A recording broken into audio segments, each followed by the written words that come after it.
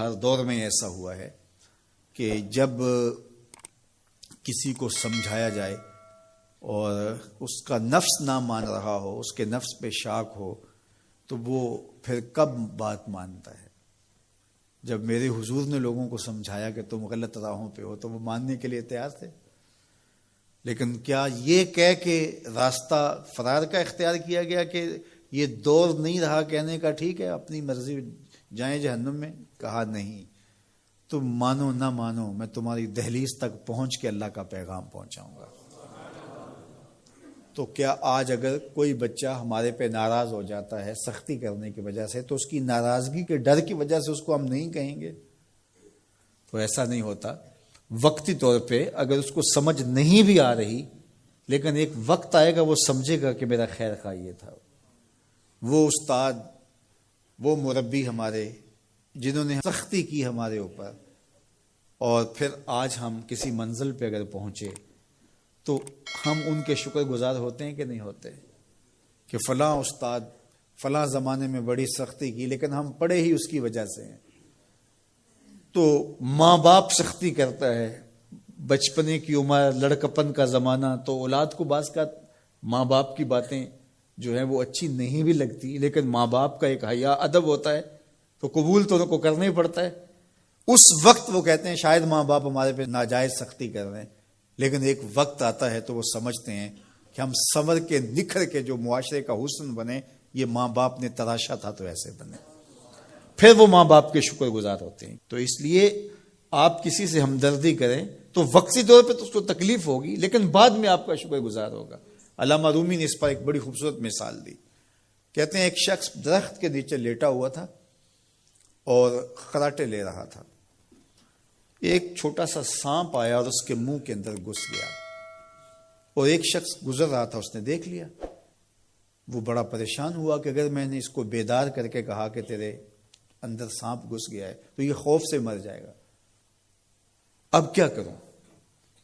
تو اس نے ایک چھڑی سے اس کو زور سے مارا، وہ ہڑبڑا کے اٹھا۔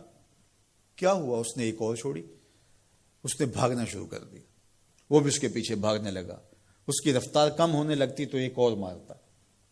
کیا خدایا کیا مصیبت ہے، میں نے اس کو کیا کہا، میں تو آرام سے سویا ہوا تھا درخت کے نیچے، لیکن وہ ایک دم گھبراہٹ کا شکار آگے بھاگتا چلا جاتا ہے۔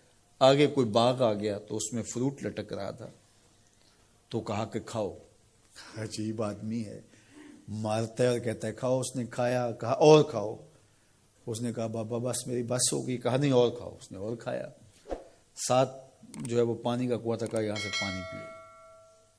اس نے تھوڑا سا پانی پیا، اس نے زور سے ڈنڈا مارا، اور پیو۔ اس نے اور پی لیا۔ رومی کہتے ہیں کہ وہ بندہ بڑا حیران کہ عجیب میرا دشمن ہے، کبھی مارتا ہے، کبھی پھل کھلاتا ہے، کبھی پانی پلاتا ہے۔ اس نے کہا میرے سے اور نہیں پیا جاتا۔ اس نے کہا پیتا ہے کہ نہیں، ایک اور چھوڑی۔ تو اس نے اور پانی پی لیا، کہا چلو دوڑو۔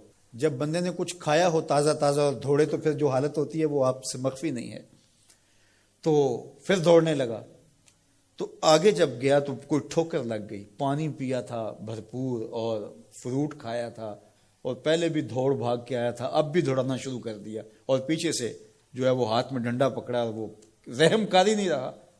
تھوڑا سا ڈھیلا ہونے لگتا ہے تو زور سے مارتا ہے۔ دوڑتے ہو کہ نہیں دوڑتے؟ تو ٹھوکر لگی، گرا، ساتھ ہی کہہ آئی اور سانپ نکل کے باہر آ گیا، اور وہ لہراتا ہوا جا رہا تھا۔ اس نے اس کو پکڑ کے سینے سے لگا لیا، کہا میں تیرا دشمن نہیں تھا، لیکن تیرا علاج یہی تھا، تو میں نے تجھ کو اتنا مارا ہے، میں تجھ سے معذرت کرتا ہوں۔ اس نے کہا میں تیرے سے معذرت کرتا ہوں جو مجھے تیرے پہ غصہ آتا رہا، اس لیے کہ تو میرا خیر خواہ تھا۔ جب حقیقت سامنے آتی ہے تو پھر پتہ چلتا ہے کہ کون کسی کا خیر خواہ ہے اور کون کسی کا دشمن ہے۔ اس لیے خیر خواہی کے جذبے کے ساتھ، الدین والنصیحہ، دین ہے ہی خیر خواہی۔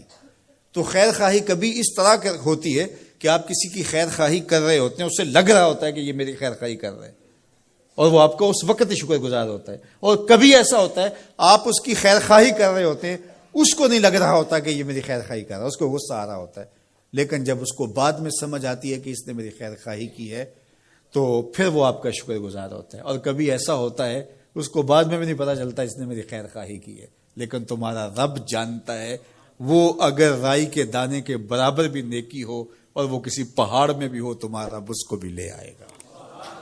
اس لیے لوگوں کے ساتھ اس نے سلوک کرو اور نیکی کا حکم دو، لوگوں کی بہتری کا سوچو، تو اس سے تمہارا رب تم سے راضی ہوگا۔